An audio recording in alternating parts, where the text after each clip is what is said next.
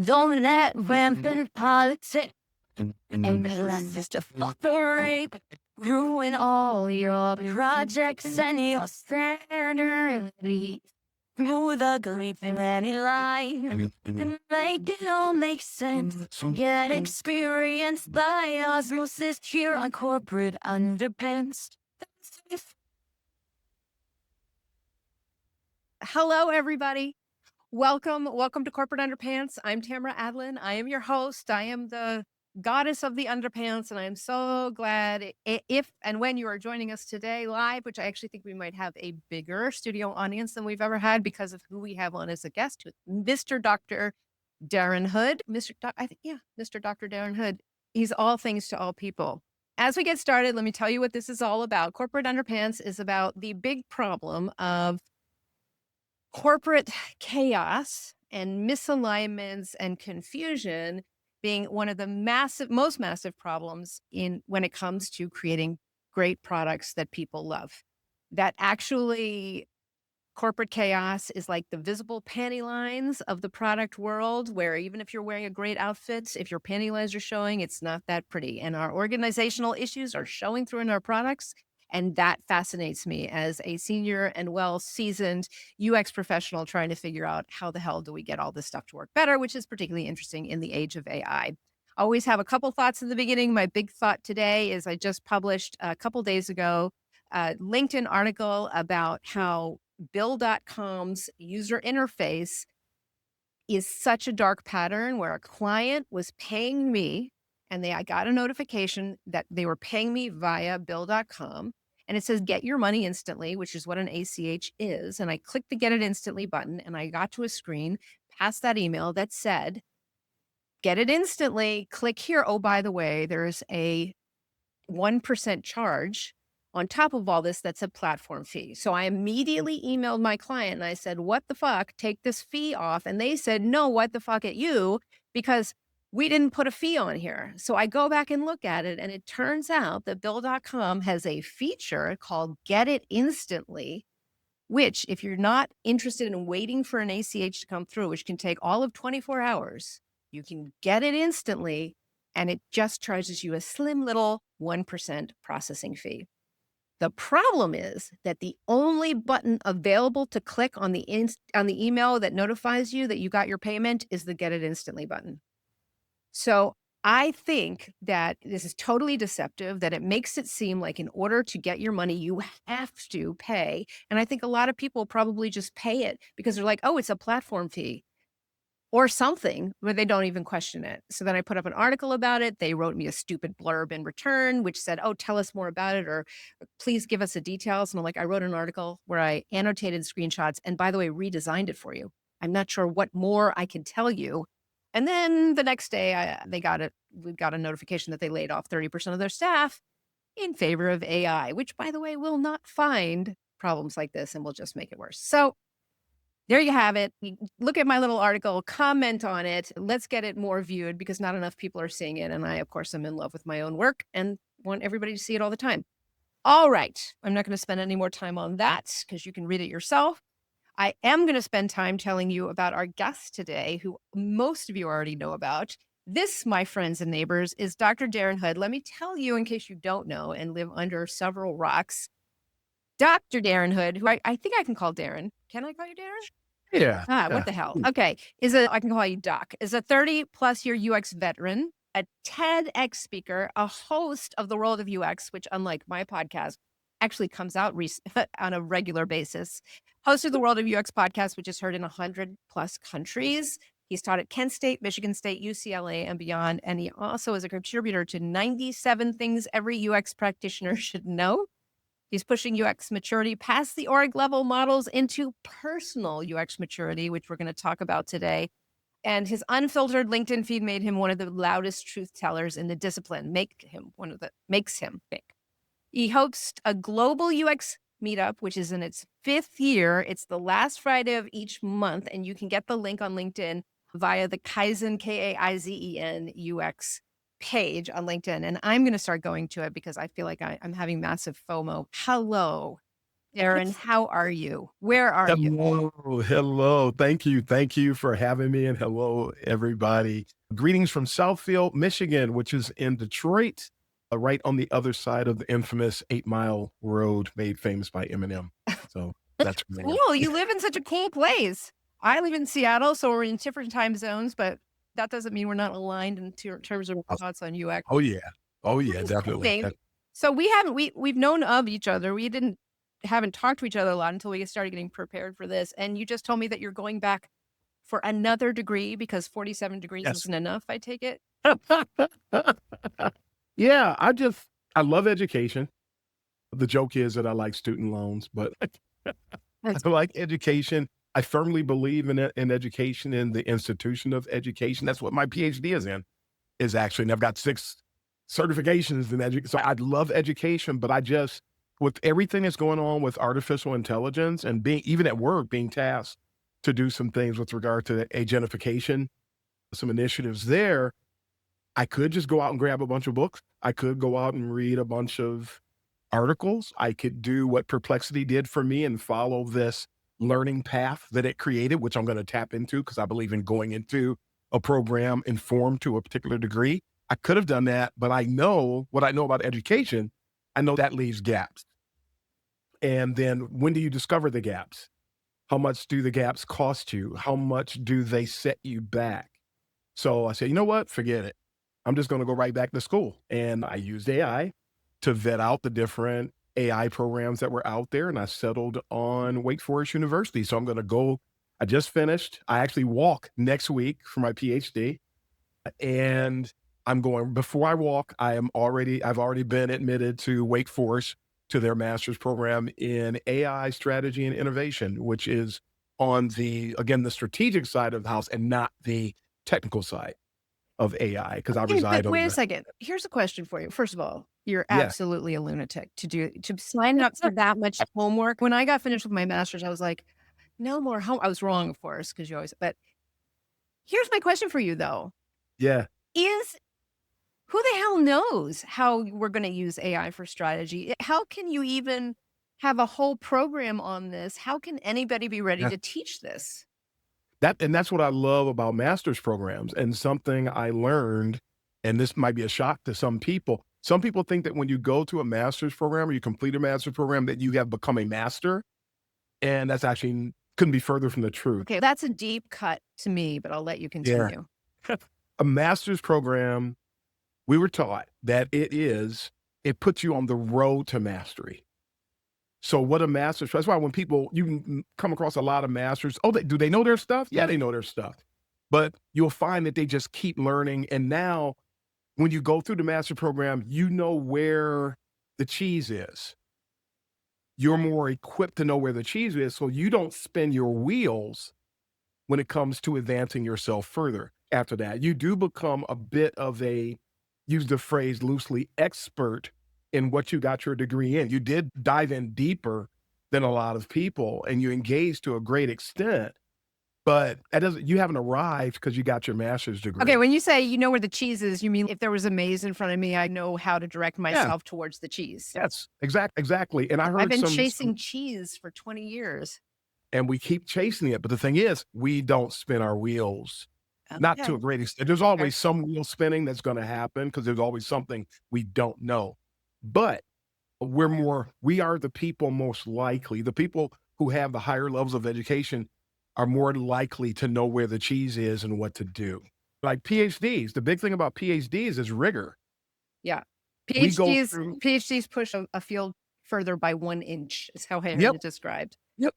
It's about rigor. And no matter what somebody's PhD is in, the thing that you get from the doctoral individual is the rigor that they've been subjected to, the degree of peer Subjected to. review. Yeah, Yeah. yeah, yeah. 'Cause I actually talk about it, and this is not a joke. You get hazed when you get a PhD. It's a form of hazing to me. Yeah. But I have the rigor, and some people signed off on me, no matter what my haters may say. A group of people put their reputation on the line, signed off on me that said that I met all of the rigors required, and that's why I have letters behind my name now. So, and you can't take that away from anybody. So I heard somebody say recently, I met some PhDs, they're not very smart people at all. I know what the person's saying, but I would challenge that because you don't get a PhD if you don't meet the rigor. Okay, Just well, I think move that on. there's the way I would put that is not everybody is like you. There's a lot of people who get PhDs who are super smart and can talk to other PhDs. It Yeah, is a rare bird indeed that gets the PhD and then gets fascinated with how do I help other yeah, people understand the beauty yes, that I found here, yes, right? and And so now so, we're yeah. yeah, exactly, and now you're talking outliers in a sense. You're talking I love how I had a conversation with my boss recently about how we can talk about any given topic, and we can talk about the topic at the highest level. With any given topic, there are layers, and I have I'll call it a bad habit of high leveling things. And so I present it. And if you want to get into the weeds, we can get into the weeds, but I'm going to talk to you here first. I'm not going to get into the weeds unless I'm going to be courteous. I'm not going to force it on you. Why do you I'm call going to that a bad present it habit? I thought it would be a good habit. You as a make things joke, make sense as a to joke, people. as a Oh, joke. okay. And I was like, wait a second. I like that idea. Because I'm just too nice, You're Tamara. I'm too just too nice. damn nice. It's like everybody says so. They think I'm mean. I'm actually a nice guy. My passion is mistaken for anger too many times. I'm just, That's interesting. Okay, because you do have a very big, clear voice on LinkedIn. And yeah. sometimes when I read your stuff, I'm like, oh, he's having a salty day. I have salty days too, for sure. But what you're saying is, and you've said some interesting stuff about recently, the delightfully salty path was people who come in and say they know everything or something's wrong in our field and they only have a year's worth of experience. That sophomoric attitude was getting up your nose. It's man, I could call it 50 different things. It's not wise. It's not helpful. The person that does that is setting themselves back a little bit because, okay, if you see something that bothers you, you have an observation. Everybody has an observation. And I'll borrow from a meeting I had once at an unnamed automotive OEM company when we were doing some work, the story I told recently about the 48 rounds of wireframes Uh-huh. that we did. And when we got to version 2 and I began to share what we were doing, actually, I think it was around version 6 when this happened. And they said, "Well, Darren, that's your opinion." I said, "No, that's an expert opinion. And there's a difference between opinion and expert opinion." So just borrowing from that, everybody has a viewpoint. There isn't anybody who doesn't have a viewpoint. The more emotionally intelligent people will consider the context of their viewpoint. And the less emotionally intelligent people, no matter what their viewpoint is and what feeds that viewpoint, they keep that same level of intensity and don't realize, hey, there's something I don't know. There's something I haven't considered. And that's the part that I care about people. I want people to be their best. And you really can't be your best if you've only been doing UX for the proverbial, what I like to say, 5 minutes, but you want to talk as if you've been around for 5 years. And That's it's a like the whole social media reputation yes. chasing, which Yes. but so many things about this are right at the nexus of what I want to talk to you about. It's easy also to hear yourself sound like grandma. Well, you whippersnapper, you don't know what you're talking about when it Get comes off my lawn. It's tricky because when you're the young upcomer, right, come in with all this sass. And if you come out of school, I was just talking to Tori Podbanjarski is going to be on soon. And we were just Mhm. talking this morning in prep about you don't know what you don't know, Yes. right? And you Yes. come in guns blazing. You absolutely do know the right way to do things. You just don't know why the right way to do things doesn't work ever.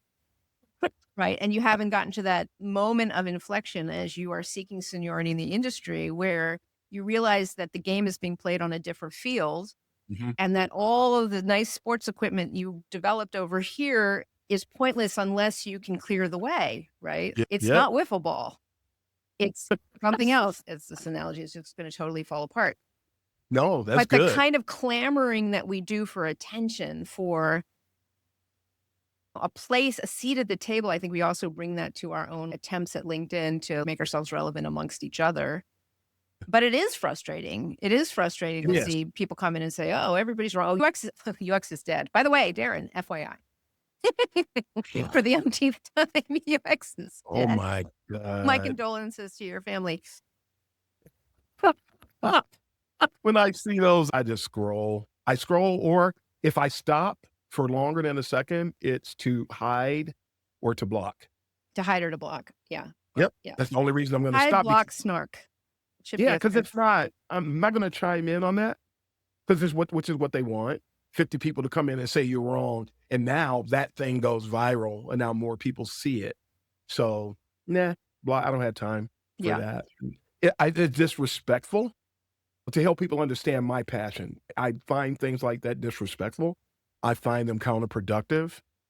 I do care a lot about people, and that's why I become so incensed to a degree. Never angry. Never angry. I like to use the term vexed. Vexed. Because it's constructive anger, if you want to put it that way, where, you know what, that isn't right. Okay, what are we going to do about it? Well, some people I can help individually. It's a long game. Helping people to be their best selves is a very long game. Or doing their Well, work for them, right? Like doing, which is something that comes up in topics about any kind of ism, Mhm. that it's not one's job to do the education that other people should be doing for themselves and lifting them. Yeah. Yeah. Which is exactly why I will not. I've been criticized for, Darren, you said X, Y, and Z, but you didn't tell me how to do X, Y, and Z because I'm trying to wait to see who's worth my time. They forget that I'm doing it on my own dime, my own time.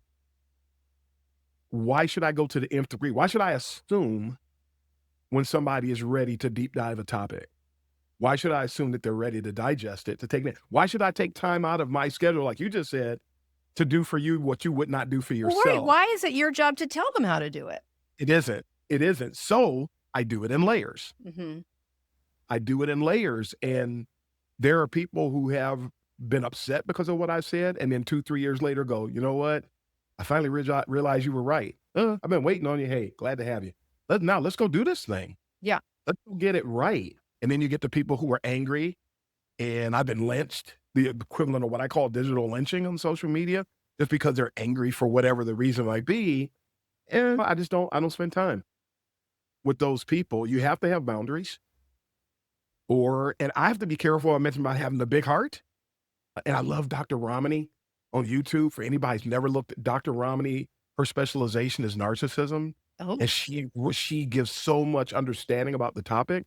But one of the things I found out is that when you are a true empath and you care about people and you want to vault people forward, you have to beware because narcissists will take advantage of you.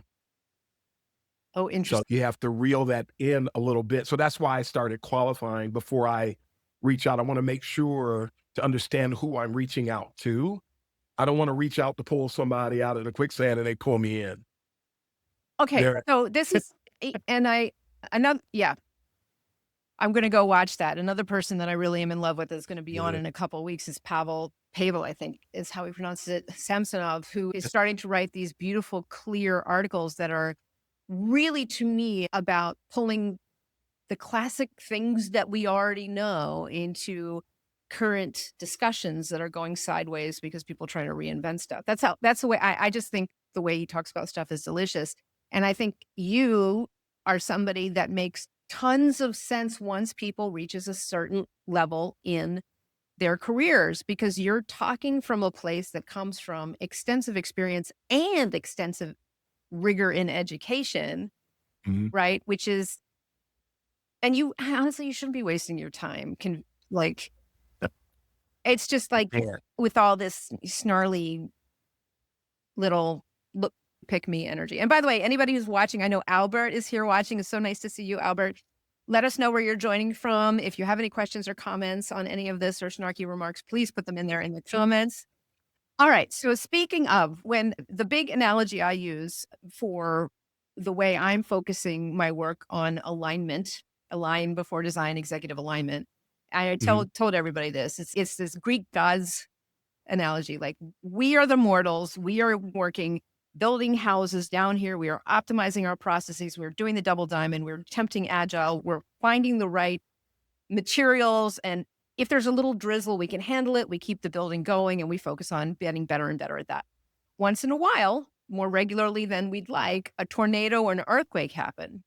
And if a tornado happens, it doesn't matter how good we are at the process of the double diamond or how great we are at agile processes or how wonderful the raw materials we're using. The whole project gets blown sideways. And there's a moment in Yep. your career, in my opinion, where you realize getting better and better at building houses isn't enough because you can become perfect at that and you're still subject to tornadoes that are at such a different order of magnitude. So my fascination got with where are these tornadoes coming from? And is it possible that we could become better weather managers? And my analogy for that is the Greek gods. The Greek gods like Poseidon and Zeus and all of the gods, when they get into battles in these mythical stories, that creates floods because they're arguing about who's better at what or who Hera should be dating or whatever. That sends tornadoes and storms. We can either look at those tornadoes and storms and say the gods are beyond our control, or we can look at that and say, oh, there's an interesting design problem. There's an interesting thing where we're not giving them what they need to calm down. Therefore, maybe we should look at our own selves and our own deliverables as they face that way, not as they face that way. And the place that I get really excited about the intersection of that is what you've been doing lately on what you call UX maturity, which is also combing apart what it means for an organization to be mature and what it means for a personal professional to be mature. Tell us more about that and why that has become one of your favorite topics recently. The UX maturity piece has become I've been really focused on quite a bit the last 2 years in particular. But the light bulb came on for me back in 2015 when I was a manager at Bosch. And part of my responsibility was to manage UX maturity. First time that was ever, I had been looking at it, studying it like everybody else. All I knew was organizational UX maturity. I had never considered it beyond that, being applicable beyond that. And so now here I am in this situation, helping to build a practice from the ground up for their automotive aftermarket division. And I'm focusing on UX maturity. Okay, I just thought about it from an organizational standpoint, but I had to assign it to individual projects. That's what kicked the door open for me. I realized, wow, okay, so we've gone from organization to project. And I started realizing, wait a minute, why do we always limit it to organization? Limit So what? The idea of maturity? the idea of maturity, yeah. Why did we do that was just a rhetorical question I posed to myself. And then I started diving in. But I'm not even sure everybody listening has come anywhere close to people talking to them about UX maturity. I think These it's actually things they don't. you heard about it in 2015. That's weird. Oh, Tell us I more about that and why that became a thing. I heard about it for the first time in around 2007, Really? Okay. 2008. Yep. And then I was riding that wave of organization, the Nielsen Norman model, the one with skunk works and hostility toward UX and things of that nature was always there. But then we started realizing, wait a minute, I can apply it to, it's not just about what the organization, for those of you who don't know, but UX maturity in general, the way it was stereotypically taught it was about how well UX was received in the organization, how much support you had, the buy-in that you had, the broad level of support, and how easy it was to do your job, which today a lot of people take for granted until they come face to face. And early in the 2000s, it was also about, that's when the big ROI discussions happen, is how do we prove the ROI of UX in order to get ourselves more accepted earlier by more important people. Yep. I found out, okay, so now we're looking at projects, and we had what we call lighthouse project. I had to gauge, I had to rate each project. But then I started noticing, because you have very few people, very few stakeholders who were buying into UX, the whole, we've always done it this way, we don't need you, why are you here? I ran into that quite a bit. So one of the things I did, because then I would run into somebody else who was on board, completely on board. So noticing the differences in the stakeholders, I began to expand the model. And that's when it started. And I started to apply UX maturities or assign UX maturities to stakeholders, individual stakeholders, to team members. There wasn't anything that I saw associated with UX that I did not start applying UX maturity to. And that helped me to strategize with regard to how I deal with stakeholder A, stakeholder B, stakeholder C, D, and E.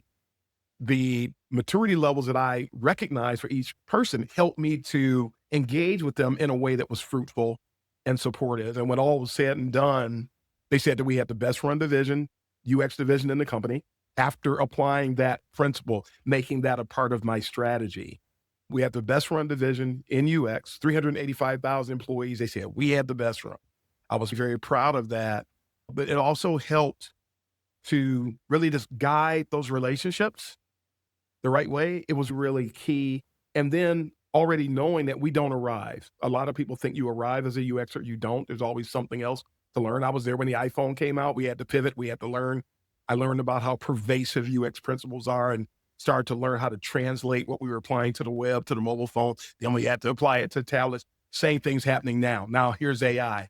How do we engage with AI? And I was very resistant initially in using AI to do UX work. Now it's quite different. And so I think there's a level of maturity, that UX maturity with individual topics. That's the other thing I started doing, that you can look at UX maturity when it comes to different methods and methodologies. I might be more mature when it comes to wireframes, but I'm not as mature when it comes to, say, conversational Okay, hold on. UX. Then there's even more layers here. Let me Yes. break this down as it's because I'm learning something too. So there's a company-wide or UX maturity, like Mhm. whether or not they even have a super senior person in UX, let's say, and how they deal with it as a whole. Then there is UX maturity in terms of the stakeholders we serve. That's the Yes. first place I heard you applying this. This Mhm. boss of this project over here is somebody who's clamoring to get us in as soon as possible. This Yes. boss of this project over here is go away, you're making everything slow. And that by Yeah. understanding that, it's almost understanding how fluent they were and Yes. how interested in Bingo. learning the vocabulary they were. That would enable you to adjust. Like the other day, I put out Bingo. this article about Bill.com, and a colleague wrote to me and said, by the way, I don't know, I'm not familiar with the term CTA. And I'm like, I cavalierly put CTA and I didn't put parentheses call to action. Yeah. And that's something we lose sight of, is that we start talking all these terms and nobody knows what the hell. Mhm. And then the place where I get really interested too is UX maturity in terms of you as a UXer, which is Yes. different than even the idea is all fractal, but the idea of Yes. being interested in UX maturity of stakeholders is a pretty mature as a UX practitioner thing to do. Yeah. Oh, Yeah. my brain And just we didn't think about the personal UX maturity aspect of it. You probably saw my model, the UX cycle of excellence. It's a framework that I created for people to manage their careers. tell And us, part of tell people what it is. the UX cycle of excellence, and you can find it. There's 2 recordings of the talk on YouTube.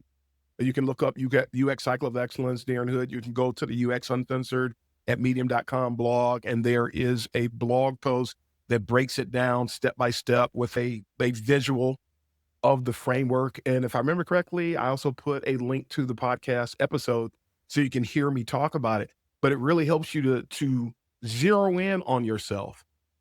Where can I get better? And somebody at Michigan State counted this for me. That illustration I have with all the different aspects of methods, methodologies, techniques, deliverables, they said there's 250 items. So that's a lot of things to measure your maturity in. That's a lot of stuff at our fingertips or at our disposal to help us to bring value and different areas for us to grow. And by the way, this Tori's new book, UX Skills for Business Strategy, this is all of those methods we have cross-referenced like a wine pairing guide with the impact Yep. that they can bring. So I think this is Yep. probably perfect. This is almost like the textbook for the class on your model. Yeah. Yeah, because we need to know AI. I use AI for personal things, not for UX. Today, so my UX maturity and then the UX cycle of excellence, you have to rate yourself on a scale of 0 to 10. I was a 0.2. Oh, yeah. Today, as we sit here today, on the way it works is that you have 4 different categories and you evaluate yourself in each of the 4, giving yourself up to 2.5 for each. So you don't get that cavalier person that just ups and says, oh, I give myself a 9, I give myself a 10, just quick and dirty, whimsically. No, you have to give it some thought. And you can't give yourself more than 2.5 points in any one of the 4 different areas where you evaluate yourself. So now you get a better and an honest look at yourself to see what you're doing, what you need to continue, where you need to grow, and then establish a plan to get better Yeah. in that area. So Do you have stakeholder management, stakeholder alignment as one of the? I haven't looked yes, at it recently, so I don't know. I don't think it's not on that illustration, but it's when I'm about to expand. It'll be up to 300.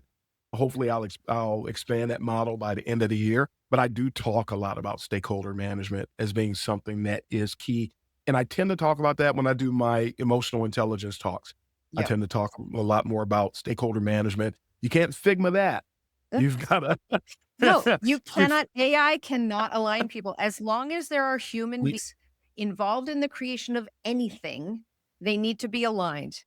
And there Yes. is absolutely no way AI can align people. It's just going to be Yep. another data point. And data, like I It's said, doesn't work. If it did, nobody would get married anymore, right? Data doesn't change strongly held assumptions. All right. So let me Yep. transition to a question we've got from an audience member. I'm excited about this. Yep. Desi. Desi. Yeah. So both of us, I'm going to just say, Darren, that both of us are pretty damn high on that UX maturity level, at least in some things, right? I can no longer wireframe to save my life, but given that we have been thinking about this stuff for 25 years and have seen all sorts of disruptive technologies come in and everybody's saying stuff like this is going to change everything at least 40 times. Mhm. What was that internal mental adoption process like for you both with the introductions of technology, as you mentioned, AI? So what do we think and how do we shove AI into all of that stuff that's already in our brains? Tell us how you, Dr. Hood, transitioned and you, me, Tamara, adopted or embraced the usage of this new assistant in quotes, please. So how did you, Darren, react initially to all the hoopla around AI? And that sometime later has turned into this approach that you're taking to go get another master's degree. I think the first thing is gonna sound a bit off the beaten path. The first aspect of it is on the cognitive level, it is on the emotional level, and it's to understand the absolution of this new technology and this new form factor. What's an absolution of a technology? It's here to stay. It's here, it's not going anywhere. That changes things because you don't have the option of That's ignoring it, and I think AI has reached that point, and it's important to recognize that, and it happens pretty quick when you come to that realization, and then you accept the challenge. Okay, how can I use this to make my life, my function as a UX professional better? Beyond, because it's here. It's not, I'm not going to do that, which I was doing initially. And then I right. got to the point where, okay, now I'm trying to objectively look at where does it fit? And I thought, and I couldn't see it. Then I just started looking at different models and looking to see what was going on. And I used my personal aspect.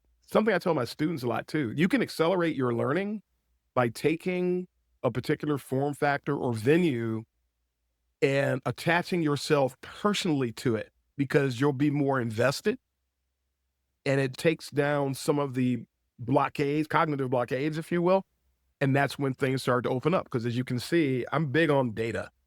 Data, I'm not a diabetic, but data. So I just have data. I lost 120 pounds, partially due to my data, my data focused mindset. And so AI was a part of that. So I piggybacked on that. And I started to keep looking, and I started to see I can use AI to help me with the initial analysis of research data. I can look at AI from an ideation perspective when I'm trying to look at different ways to improve the information architecture on a particular website. I started looking for ways to know whether I like the results or not. Let's start the conversation with AI. And as I began to expand on that and then learn more, I just finished an intensive at Harvard, a 2.5 AI intensive with Harvard. And one of the things they said, which really was a help for me, was that AI is really good at this particular set of things that are more static. And on the line of something that I always said, that UX is an infinite science, but a lot of other things we're dealing with are finite sciences. It has boundaries. AI has boundaries. It's a finite structure. It's a finite type of operation. So if I can limit AI to those things, we can have some fruitful engagement. And that's what I started to do. Now I'm on steroids and I am just accelerating my growth, finding more and more opportunities. And now I'm part of the team that's at my job that's helping to put together an agentic strategy to help out with the things that we're doing. So I'm learning on the fly, but I'm seeing more and more where AI fits.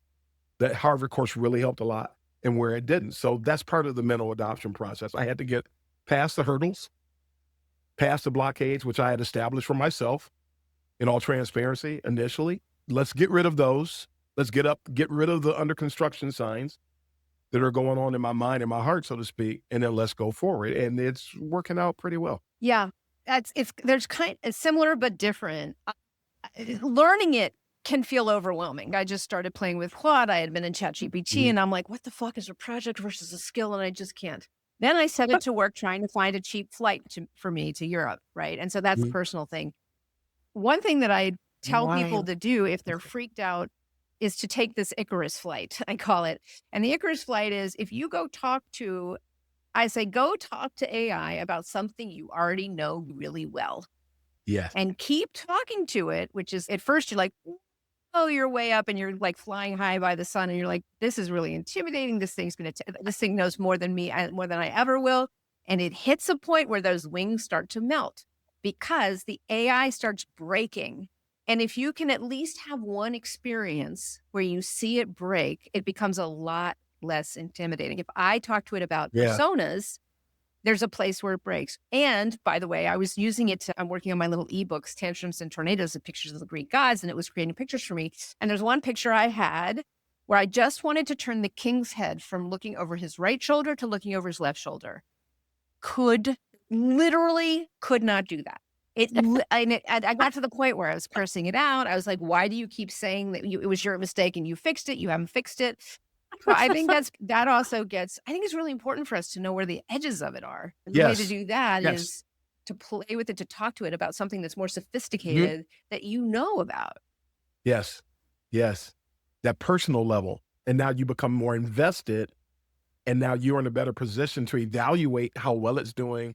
And it starts to, we probably say demystify at that point. And position itself. Yeah.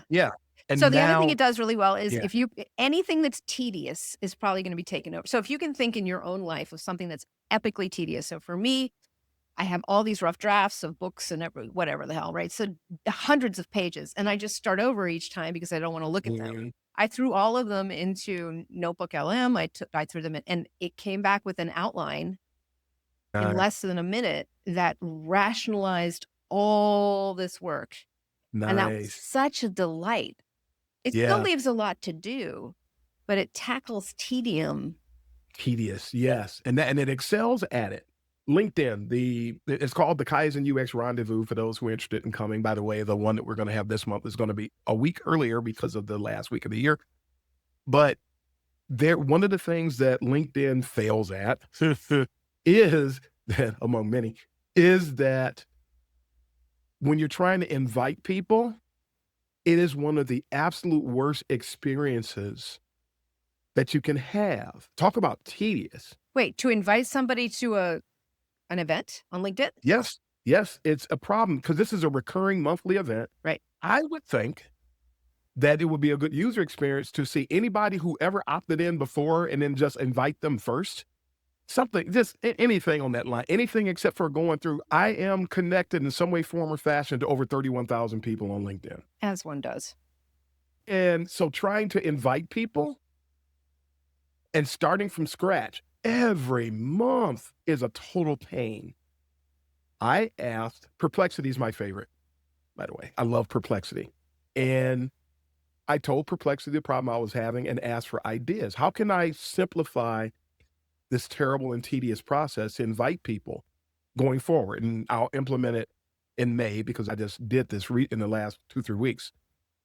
And it suggested I go in because you can't download people who accept it in the past. There's no easy way to do it. Okay. So I had to go in, copy a list of people who accepted the invitation or people who opted in. They're all actually together on one list. paste them into Google Sheets. Then I asked, oh, absolutely, absolutely. I asked Gemini, take the list and convert it into a table and remove all the extraneous stuff. And in a matter of seconds, like 10 seconds, it would take each list of people and it would convert it to a table. So now I can take that and I can create a list, and I still have to go in manually and put names in and then select them. It's still tedious, but it's not as tedious as it was. And thanks to AI for that, because otherwise it's just a nightmare. And I always forget to invite somebody. And of course, the wonderfully performative algorithms on LinkedIn, nobody's going to see, like what you said about your article. Nobody sees it when it goes out. No, it does. Uh, Which is, yeah. Okay. So not everybody can. Oh, wait a minute. So your job right now, you're teaching. Are mhm. you also in I should know this, but I don't. Are you in a UX leadership role right now? No, I wouldn't call it leadership. I'm a principal Uh-huh. now at one company. I teach. I'm active or inactive at Lawrence Tech University, which is here in Southfield where I live. Champlain College, which is in Vermont. I'm teaching 2 classes at Champlain right now. I am on standby for teaching at Brandeis University, the Michigan State University program. The only first customer experience master's program in the United States was recently shuttered. So we won't be teaching in that program anymore, but there is a UX master's program that I'm inquiring about and potentially teaching there. I stopped teaching at Kent State about 4 years ago, 4, maybe 5 years ago. I stopped teaching at Kent State. But university, I have taught at UCLA, and I think enrollment was way, way down. And so Okay, hold on everybody, a second. Clearly you're teaching everywhere, but but you're still in a principal role somewhere? yeah, yep. So what do you do as a principal? What does Darren Hood do on a daily, weekly basis as a principal? What, UX? What? Yeah, UX designer. Oh, as a designer. And that's a loose term because we do design and research. I just did a field trip to a client recently. Just spent X number of hours with them, watching them work, answering their questions, documenting everything, to go back and putting together a course of action to try to drive some improvements for our products and services, things of that nature. But the principal is just a higher ranking UX professional. And we are called upon we carry a heavier workload. Pretty much doors always open for anybody needs any questions, anybody need any support. I frequently offer my bad cop services to anybody who needs them. I love that. But just somebody who's got a little bit more that brings to the table from a strategic perspective, from a research perspective, from a design perspective, to have this on-site resource.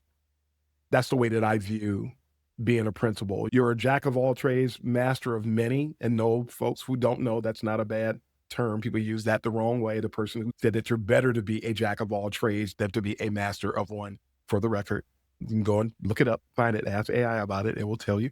But that's pretty much what I do in that role. I'm a go-to person. I'm going to be doing a lot of education.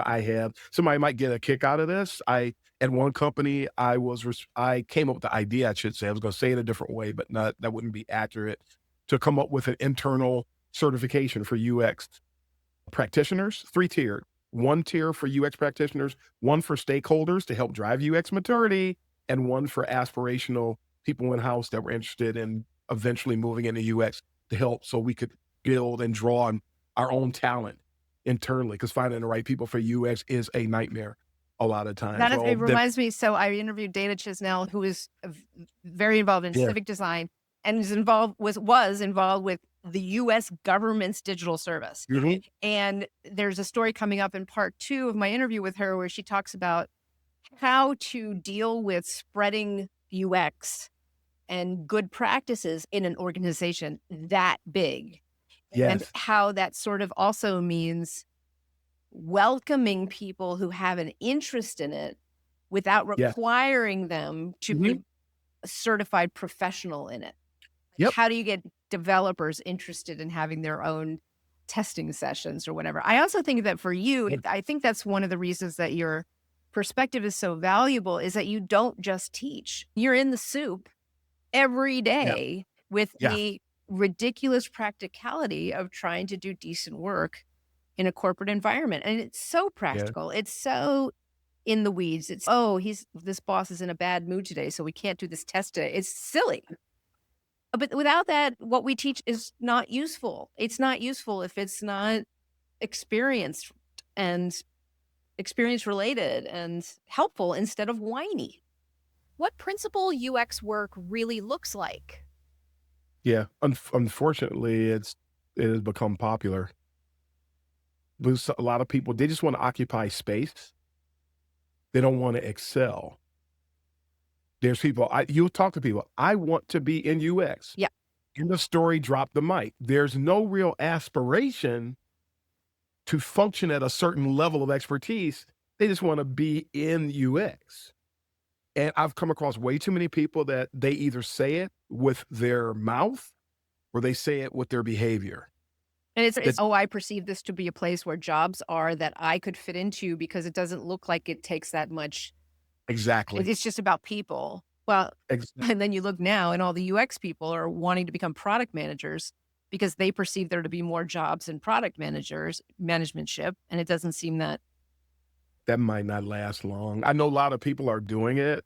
There have been, you made me think about the historical aspect of the discipline, that a lot of people are in UX and they know nothing about our history. Right. And if you don't, that will come back to bite you. So I try to tell people about the history as much as I can. And this pivot in certain areas to product management, it's going to be just like some of these other pivots that came up, and it's going to disappear because they forget, and we're back to UX maturity now. That's happening in companies that lack UX maturity. A lot of what they do is going to be whimsical. As a result, it's not sustainable.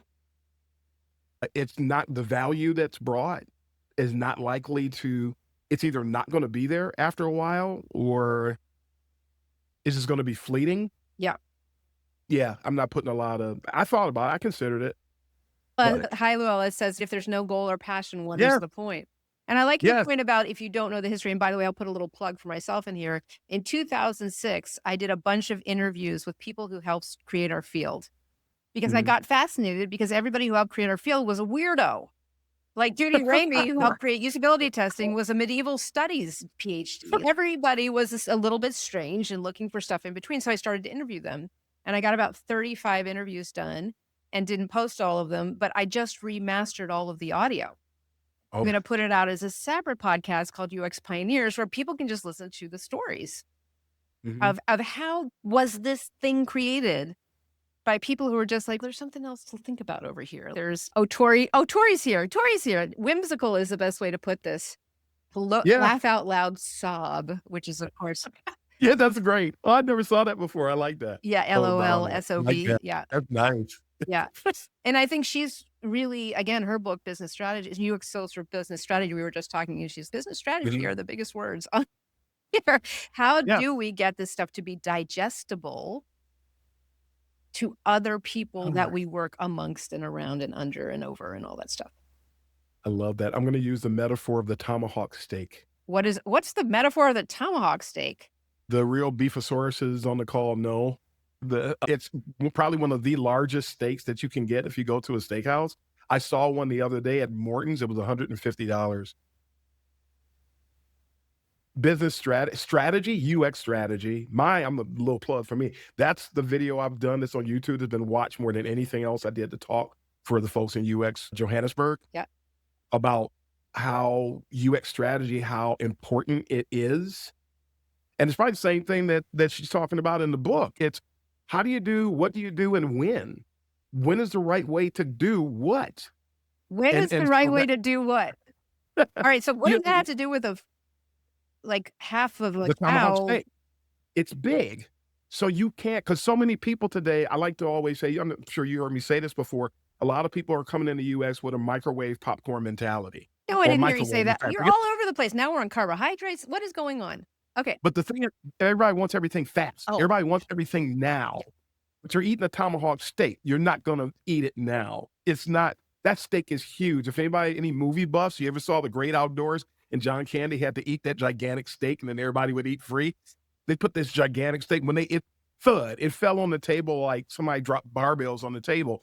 When you're talking about strategy for UX professionals, That's what we're talking about. It's huge. You're going to have to take little bites at a time. And that's how you get from point A to point B to point C to point D to point E, a little bit at a time. And in the UX cycle of excellence, the last step is be patient with yourself.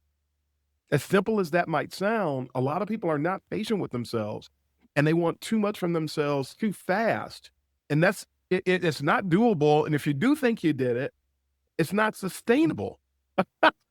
Corey says, when is the right way to do what should have been the tagline for my new Yep. book. I actually think it is. Actually is the practical one. Your actual one says articulating impact for product, user, and business outcomes. Really, it's when is the right way, when is the right time and right way Yeah. to do what. So we have a few 8 minutes left. Let me say, okay, so I talk about like when you get to this point in your career where you realize that focusing on becoming a better house builder is never going to solve the problem of tornadoes. And either you do or you do not. Embrace that as an interesting challenge. You talk about UX maturity on the scale among many other things you talk about on the scale of a business, on the scale of an organization, on the scale of a human being, a boss, and also on the scale of a UX practitioner. Tori has started to try to make sense of the gazillion things we could be doing and trying to connect those up to the results we want to get. If we want to like totally change something, what do we want to change? And I get interested in, as you are becoming more senior, if you're the kind of person who I think this particular podcast is a persona of my listener, that is something that you can do, is you can say to yourself, what is this new problem that I'm trying to solve? It's not a typical UX problem. It's not going to be, oh, people don't know what to click. It's not going to be we should get to wireframes earlier. It's not going to be that people have to understand that we need to slow down to test this thing before we launch it. It's now you're facing a completely direction. It's, whoa, why are we getting 6 weeks into a project and then a manager of some kind is coming in, seagull management, swoop and poop, suddenly changes everything. Yep. And acts as if it's our fault that we built the wrong thing. Yep. You remind me of the flying cow from another movie, from Movie Take for the movie buffs out there, the movie Twister, and they had the one scene where they're on the road, the tornado, and there's a cow flies by the That's UX. That's what our world is like. And there's help. Wait, how the hell is our world like a cow in a tornado? You have to connect the dots. It's all of the crazy stuff going on with the wind, and you can't, in the midst of a tornado, you can't control everything. And here's this cow that the tornado has picked up, and it's in the air going by your vehicle and mooing. It's a classic. I'm sure that's on YouTube 1,000 times. Okay, so that is a great, because a cow is something you would think was an immovable object with respect to wind, right? And so we don't even look at what if the cow starts flying. Yep. Well, so you reach a point in your career where you realize, and it's like embracing the idea that I have to be a political player because cows can fly. I think that's the joke of that being in the movie that way, but that's what being in UX is like. And the more mature the environment, even in the most mature environments, there's going to be some healthy friction. You have to be ready to manage that. Even in the not so healthy environments, chaos is going to be, sometimes it's going to appear to be uncontrollable. And I tell people all the time, if you want to thrive in UX, you need to be in love with the discipline. And the problems. Yes, and that's what grounds us. It's because I love the discovery. It's because I love solving the problems. It's because I love and I'm infatuated by the toolbox and the problems we can solve. Jonalyn just said a cow reference and a steak reference. The steak is what happens when the tornado dumps the cow down on the ground again, I guess. But that's who we are. That's what we do. And another one of the things that incenses me is how when people oversimplify who we are and what we do, they are doing everybody a gross disservice. I don't like to see people misled. And that's also why it's a little punch in the gut to have people say, oh, I'm thinking about getting you into UX. Can I talk to you for a few minutes about getting us? Yeah. You can. But there's so much you just don't know. So in the couple Yeah. minutes we have left, tell me something that's new. Is there something new in your personal life? There's something new in your professional. I know you signed on to do this yet another degree, which Yeah. eventually your walls are going to collapse from the freaking framed diplomas. But what are you thinking about? What is your challenge for people listening to this? Just Oh, and by the way, I'll give you an extra 10 if you want it. okay, I'll give you yeah, I'll take yeah. it. What's going on with me? My wife and I bought a house Woo, that's big. a year ago. We're celebrating a year being in our new home and starting to after 20 some odd years in condo life. I just indirectly told my age a little bit, Do you have to but mow the yard now? You didn't have to. yeah, you saw where I was going. Yeah, I mowed a part of the lawn a week ago for the first time in 25 years because I've been in apartments or condos, and so we didn't have to cut. So trying to transition mentally to start to take. I'm looking out at my beautiful. We're surrounded by trees, and we got a huge backyard, and What was going on so in your head when you started up that mower and you started walking? I would probably have pictures in my head of old TV shows and movies Ooh. of the dads all, or was it pride of place of what you had made for yourself that now you have this lawn to, or was it this is a pain in the ass and it's hot? Oh, you are gonna love this because, of course, when you really love UX, you never stop, right? Yeah. Oh, no, here it comes. Yeah. So I go to start the lawnmower, Ego lawnmower, love the product. The reviews are off the charts, love them. I'm sure there's some Ego owners somewhere here on this call. And I can't start the thing. The night before I knew I was going to do this, I charged the battery. I get out there, I put the battery in. So I thought I was out there, Tamara, for 45 minutes and I could not, and I refused to give up. You By the way, couldn't start a lawnmower. It has one job. I couldn't start it. And my bowling nickname is Relentless, by the way, which is a reflection of who I am.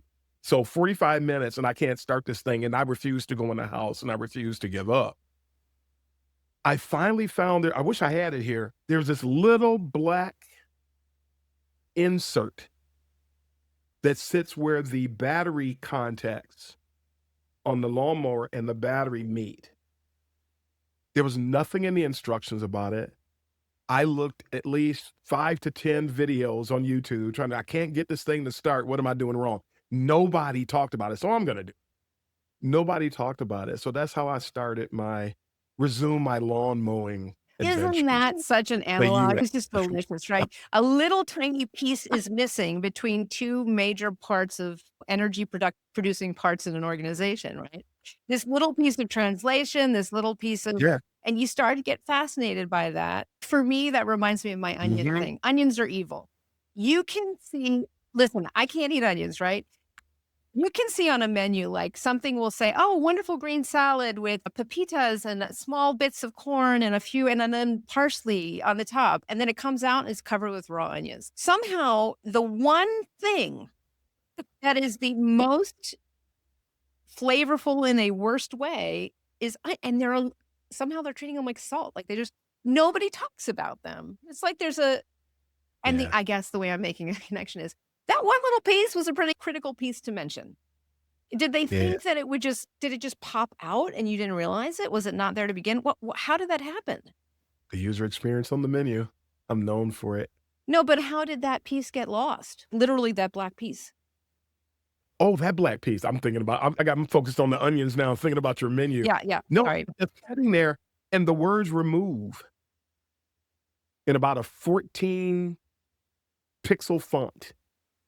I can't see it. The word, You have to remove it to get the battery to go in. oh, you have to remove it, like that little piece of plastic that comes in a battery operated thing that you pull it out and it's Yeah. like on a smoke detector or something. Yeah. And you can't see it. And And it was starting to get dark and I was still out there because I was determined. So I can't see that thing. But that's a user experience problem to me. absolutely. And it's all the great energy that went into producing this wonderful lawnmower. There's a tiny little safety precaution that's put in by somebody way down Yeah. the pipe. And it's way after people have written the documentation. Mm-hmm. But without understanding, Desi says 44 minutes in, you had one job. Give me 3 more minutes, Miss Darren. Love that story. Yeah. And now you're going to go out there and be like, now you're going to be like, man, you can turn it on and it will run. Yeah. And there's another one, Works, WORX. They put together, my review is on Amazon before I bought it. I bought an Edger, and the manual is full of pictures. The text is like deeper into the manual, but it's all pictures. Like, you're supposed to look at this picture and understand what you're supposed to do. And my review on Amazon is titled "Worst Manual Ever." You probably went to the IKEA School of Technical Writing, right? IKEA's got them beat. That's how bad it was. Oh, man. That's how bad it was. I could not. And then when I did finally get the thing to start, the part that trims actually flew off, and I don't know where it went. So it's in the lawn somewhere. So fortunately, we get lifetime cables. So I'm Okay, waiting so on my let me cable. ask you this. For the people listening, of all the UX maturity stuff, are there things you recommend most highly? So should I do a UX maturity analysis of my boss? Is that a good place to start? Yeah, they'll never see it, but yeah. No, they'll never see it. But it's like a No, user manual that's a for joke. your boss. Oh, Maybe they have the, that's pretty good, right? I just made that. I've been doing that indirectly without calling it that. I actually have a blog post called "Good Boss, Bad Boss." Good UX boss, bad UX boss on the blog.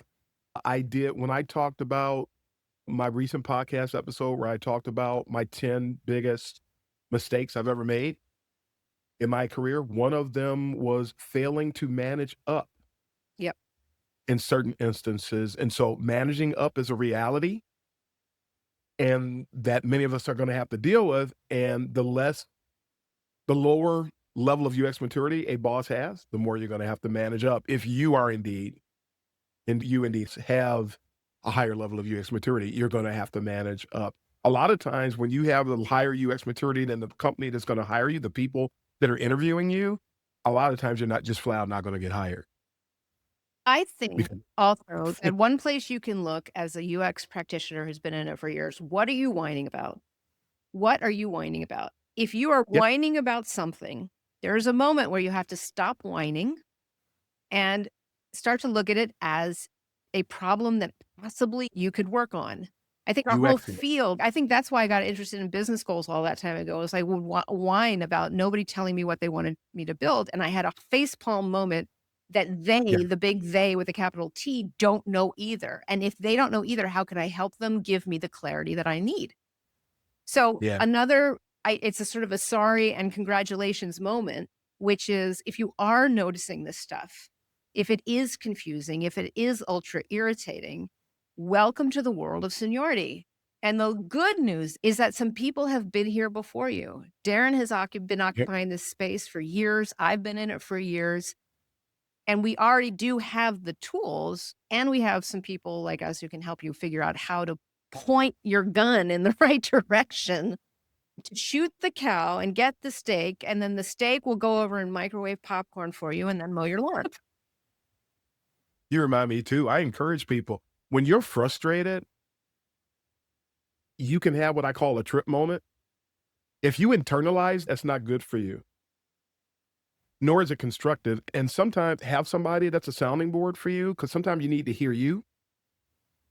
And it's really valuable to hear you, because sometimes you don't realize how goofy you sound till you hear yourself say it.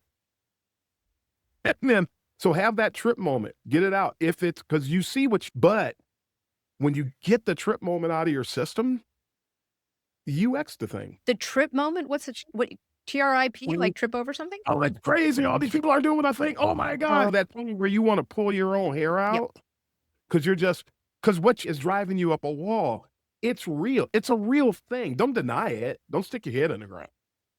It's a trip moment. It's a moment for you to, as we'd say in the hood, trip out for a moment. This is crazy. Write it down if you have to. But at the end of the day, after you finish expressing your concern, you got to go take some constructive action. Okay, this is what's happening. How can I make it better? Where's my support base? And because I get accused of complaining. Yeah, you're that UX guy that complains about UX, UI. I'm not complaining, I'm educating. This is a problem. So I'm not complaining. So you take action on it, real action, constructive action, viable action, legal action. You take care of the situation. Don't just sit and complain. And you complain on Monday, then you complain on Tuesday, Wednesday, Thursday, and then it's 5 months later, you're still complaining. You've done nothing. What can you do to make it better? I can't get hired. Keep hiring. I always say it's not about the 100 jobs you don't get. It's about the one that you do. Mm-hmm. When you get the one job, you're going to forget about all the other jobs that rejected you for the most part. To some extent, you remember it. But you got to keep applying. You got to keep working. You keep hitting the tree with the axe until it falls. You don't complain because the tree didn't fall yet. You haven't chopped it enough yet. Yeah. And it's, You know, yeah. And so speaking of getting jobs, it's really rough out there. For those of you that are out there having a really rough time, please come find Never Search Alone, neversearchalone.org, which is something I'm a volunteer for, which is a free UX yourself process to figure out you're not a square peg looking for a round hole. You're an oddly shaped peg looking for an oddly shaped hole, and they are out there. So that's a free thing that I like to promote because it's free.